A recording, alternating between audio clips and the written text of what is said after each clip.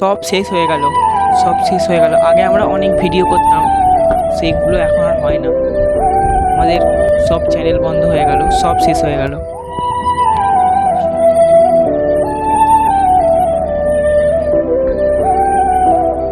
তুই এখানে?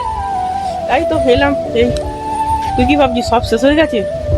সব তো শেষই হয়ে গেছে, আর কি আছে? দাদা নেই তো কি হয়েছে, আমরা দুজন আছি, আমরা দুজনেই তো ফেরার চেষ্টা করতে হবে। চেষ্টা হবে? হ্যাঁ হবে।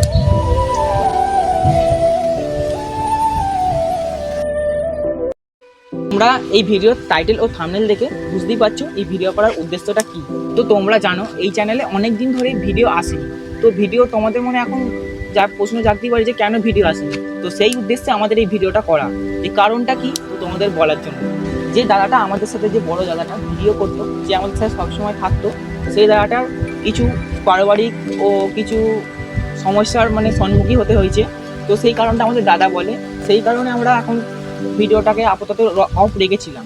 তো এরপর থেকে আমরা আবার ভিডিও করব, কিন্তু দাদাকে তোমরা মাঝে সাঝে দেখতে পাবে ভিডিওতে। দাদাকে আমরা অনেকটা আনার চেষ্টা করব, কিন্তু এখন আপাতত আমরাই ভিডিও করব। এরপর থেকে আমরা এই চ্যানেলে অনেক অনেক ভিডিও আনবো, যতটা পারি তোমাদেরকে আমরা হাসানোর চেষ্টা করব।